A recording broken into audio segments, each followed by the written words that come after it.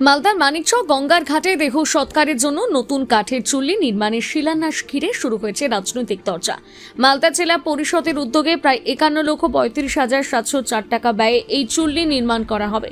বৃহস্পতিবার জেলা পরিষদের কর্মাধ্যক্ষ কবিতা মণ্ডল সহ অন্যান্য জনপ্রতিনিধির উপস্থিতিতে ফিতে কেটে এবং নারকেল ফাটিয়ে আনুষ্ঠানিকভাবে এই চুল্লির শিলান্যাস করা হয়।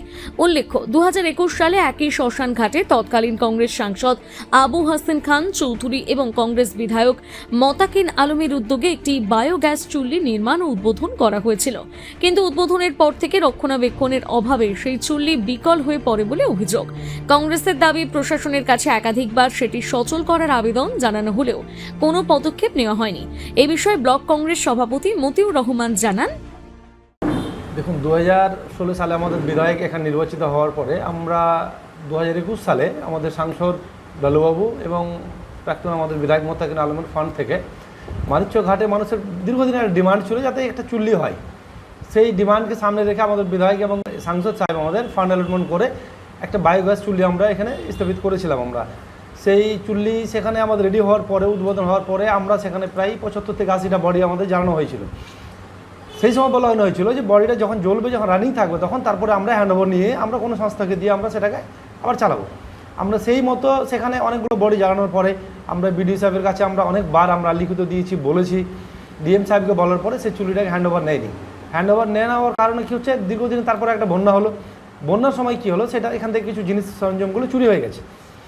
গভর্নমেন্ট কী করছে, যেহেতু কংগ্রেসের তৈরি করা জিনিসটা, তার কারণে তৃণমূলের সরকার, তৃণমূলে যারা এখানে যারা জনপ্রতিনিধি বা বিডিও সাহেব বা যারা আছে না কেন, এরা চাইছে না যে কংগ্রেসের কোনো জিনিস সেখানে পাবলিক থেকে সুবিধা হোক। তৃণমূল সেই কারণেই আমাদের চুল্লিটাকে বন্ধ করে রেখেছে, রাজনীতির কারণে। এদিকে স্থানীয় বাসিন্দাদের অভিযোগ, লক্ষ লক্ষ টাকা ব্যয়ে তৈরি বায়োগ্যাস চুল্লিটি দীর্ঘদিন ধরে অচল অবস্থায় পড়ে রয়েছে, ফলে মানুষ তার সুবিধা পাচ্ছে না। স্থানীয় বাসিন্দারা জানান, চুলো তৈরি হয়েছিল, তৈরি হওয়ার পরে মনে হয় 2-4-5টা বডি পুড়েছিল, তারপরে আর ওই মানে চুল্লিটাই খারাপ হয়ে গেছে। এটা কিসের ছিল? বায়োগ্যাসের? হ্যাঁ, বায়োগ্যাসের ছিল। তারপর আর চলছে না এটা আর চলছে না। তারপরে জানি না এটার কেউ যে যত্ন নিবে বা ঠিক দ্বিতীয়বার যে ভালোভাবে করবে এরকম কেউ করেনি। তারপরে এই যে বৃষ্টি বাদলের সময় আমাদের এখানে শ্মশান ঘাট, তো এখানে অনেক সময় এমন জায়গা পরিস্থিতি দাঁড়িয়ে যায় যে মানে বডি নিয়ে কোথায় রাখবে, কোথায় মানে আড়ালে থাকবে, সেরকম সুখ সুবিধা ছিল না। যখন একটা এখন করে দিয়েছে, তাও অনেক অসুবিধা হচ্ছে। কোনো সময় দেখা যাচ্ছে যে ঘাটে বৃষ্টি বাদল হতে গেলে পুরো আবার জায়গা থাকে না।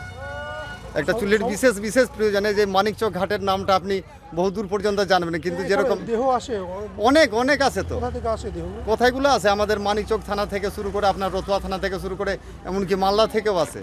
তবে বর্ষাকালে দেহ সৎকারের সমস্যার কথা মাথায় রেখে নতুন কাঠের চুল্লি নির্মাণ করা হচ্ছে বলে দাবি প্রশাসনের। জেলা পরিষদের কর্মাধ্যক্ষ কবিতা মণ্ডল জানান, এখানে একটা বায়োগ্যাস চুল্লি আছে, যেটা এমপি ল্যাড থেকে করা হয়েছে। তো সেখানে কিন্তু কোনো পরিকাঠামো নাই, পরিকাঠামোবিহীন এই গ্যাস চুল্লিটা কিন্তু করা হয়েছে। যা প্রয়োজনীয়, যে এখানে গ্যাস চুল্লিতে যা প্রয়োজনীয় সেগুলো কিন্তু কিছুই নাই। শুধু একটা গ্যাস চুল্লি তৈরি করে দিলে হবে না, সেখানে কিন্তু পরিকাঠামোর দরকার। এখানে যা জিনিসের দরকার সমস্ত কিছু কিন্তু প্রয়োজন, সেটা কিন্তু সেই জিনিসটা নাই। তার জন্য এই চুল্লিটা বন্ধ আছে এবং এখানকার মানুষের প্রচণ্ড ডিমান্ড যে এটা কেন এইভাবে পড়ে আছে। আমাদের কাছেও অনেকবার মানুষ এসেছিল, কিন্তু জনসাধারণ বারবার অনুরোধ করেছে আমাদেরকে। আমরা কিন্তু প্রশাসনকে জানিয়েছি যাতে এই বায়োগ্যাস চুল্লিটা যাতে চালু করা হয়। কেন যে এটা সবার জন্য, এটা শুধু একজনের জন্য না, বা পার্টিকুলার একটা পার্টি বা একটা পার্টিকুলার একটা দলের জন্য না। এটা হচ্ছে কংগ্রেস, সিপিএম, বিজেপি, হিন্দু কমিউনিটির জন্য এটা কিন্তু করা হয়েছিল। কিন্তু এমনভাবে করা হয়েছিল, শুধু তৈরি করে ছেড়ে দিলে হবে না, সেখানে কিন্তু সব রকম ব্যবস্থার প্রয়োজন, ব্যবস্থাটা নাই। মালদা থেকে পরিতোষ সরকারের প্রতিবেদন, নিউজ টুডে।